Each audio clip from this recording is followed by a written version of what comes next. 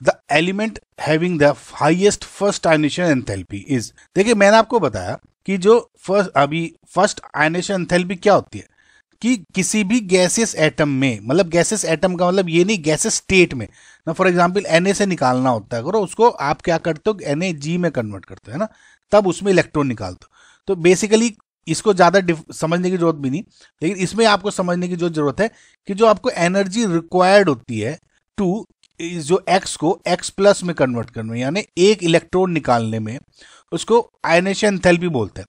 पहला इलेक्ट्रॉन निकालते हो तो फर्स्ट, सेकंड, थर्ड, फोर्थ, जैसे ही आप आगे इलेक्ट्रॉन निकालते रहते हो। एक जनरल जो ट्रेंड रहता है वो क्या होता है कि फ्रॉम लेफ्ट टू राइट जब देखते हो तो जो आयनेशन एंथैल्पी है वो बेसिकली इंक्रीज होती है। क्यों? क्योंकि effective nuclear charge from left to right increase हो रहा है, right. Number of shell same है, प्रोटॉन पे चार्ज बढ़ रहा है, करेक्ट। और ऊपर से नीचे जाते हो तो जो आयनेशन एंथैल्पी है वो डिक्रीज होती है। क्यों? क्योंकि नंबर ऑफ शेल्स बढ़ते जा रहे हैं, इजी हो जाता है निकालना।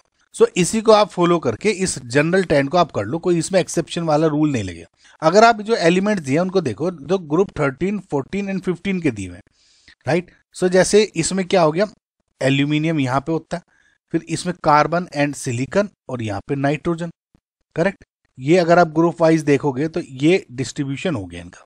सो लेफ्ट टू राइट इंक्रीज होती है, करेक्ट। तो मुझे पता है कि, और देखिए यहां से यहां इंक्रीज, यहां से यहां डिक्रीज, सो नाइट्रोजन ऑब्वियसली ज्यादा हो जाएगा इन सब में।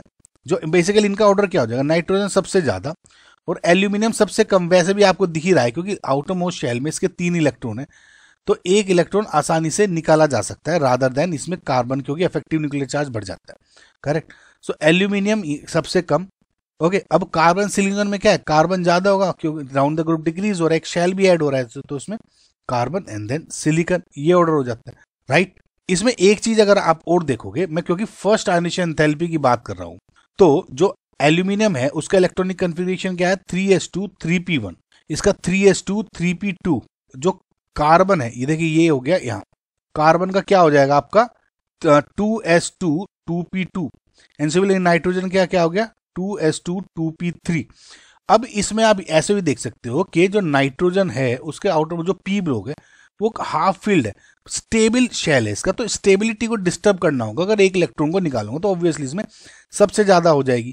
तो बाकी के अगर आप देखोगे तो इसमें 2 इलेक्ट्रॉन है, इसमें भी 2 इलेक्ट्रॉन है, इसमें 1 है, तो ऐसा कुछ नहीं है।